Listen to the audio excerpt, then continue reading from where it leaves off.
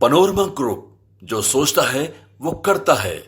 नमस्कार, आप देख रहे हैं न्यूज हाट। मैं हूं आपके साथ रितेश शर्मा। बिहार में चुनावी गहमागहमी तेज हो गई है। नेता प्रतिपक्ष तेजस्वी यादव आगामी 16 सितंबर से अपनी बिहार अधिकार यात्रा की शुरुआत करने जा रहे हैं। इसकी पहली रैली जहानाबाद से होगी। यात्रा की तैयारियों की समीक्षा को लेकर राजद सांसद डॉक्टर सुरेंद्र प्रसाद यादव ने बैठक की है और इस दौरान उन्होंने सत्ता पक्ष पर तीखा हमला बोला है। सुरेंद्र यादव ने आरोप लगाया है कि प्रधानमंत्री नरेंद्र मोदी और मुख्यमंत्री नीतीश कुमार की सभाओं में भीड़ पैसे और प्रशासनिक दबाव से जुटाई जाती है। उन्होंने दावा किया है कि अगर पैसा और पावर का इस्तेमाल न किया जाए तो इनकी भीड़ सैकड़ों तक सिमट जाएगी। इसके विपरीत उन्होंने कहा है कि तेजस्वी यादव को सुनने लोग स्वेच्छा से आते हैं क्योंकि वे बिहार के आइकॉन हैं। राजद सांसद ने बताया है कि ये यात्रा उन जिलों तक जाएगी जहां राहुल गांधी की वोटर अधिकार यात्रा नहीं पहुंच पाई थी। इसका मकसद बिहार वासियों को जागरूक करना और विपक्ष को मजबूत करना है। सिर्फ पीएम और सीएम ही नहीं, सुरेंद्र यादव ने भाजपा के राष्ट्रीय अध्यक्ष जेपी नड्डा पर भी निशाना साधा। उन्होंने व्यंग करते हुए कहा है कि नड्डा जी हमारे अभिभावक हैं, अच्छे इंसान भी हैं, लेकिन सिर्फ चुनाव के वक्त ही बिहार आते हैं।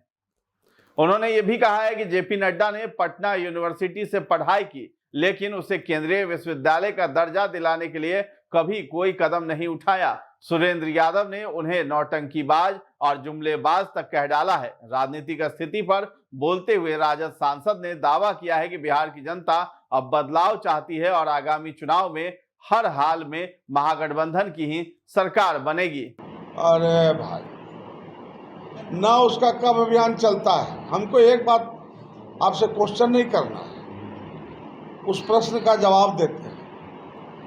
आप जितना दिन पैदा हुए 6 वर्ष हो गया होगा, इतना प्रधानमंत्री कहीं चला है क्या? इतना कहीं फूल छिटाया है का? इतना कहीं से आदमी बुला बुला के इकट्ठा किया है का?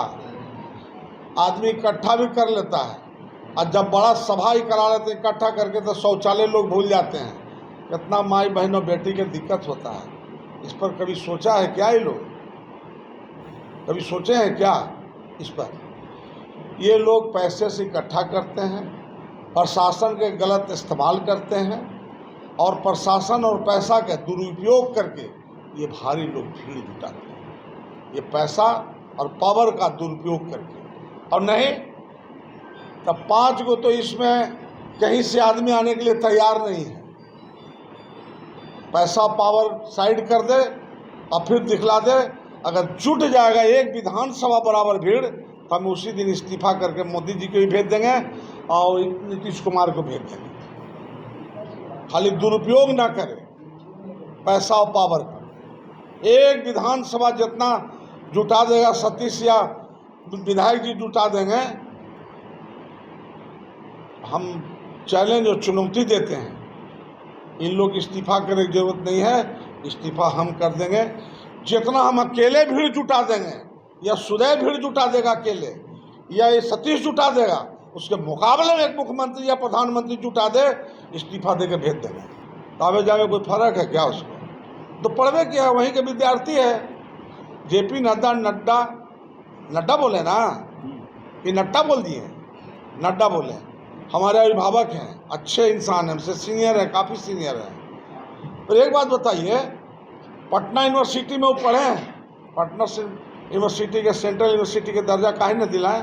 पढ़े लिखे गए, पढ़े लिख के भुला गए, कहाँ चले गए?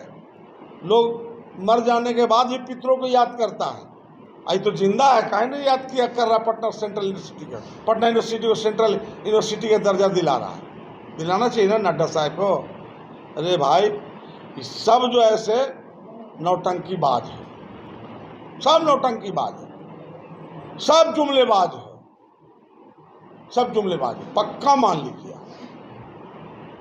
और कोई क्वेश्चन तो पूछ लीजिए, पूछिए, हम बैठल हैं, आज जवाब दे ही देंगे, आपको भी मन भर जाएगा। इस बार तेजस्वी की सरकार बनेगी, इसमें भी शक है क्या आपको? महागठबंधन की सरकार बनेगा।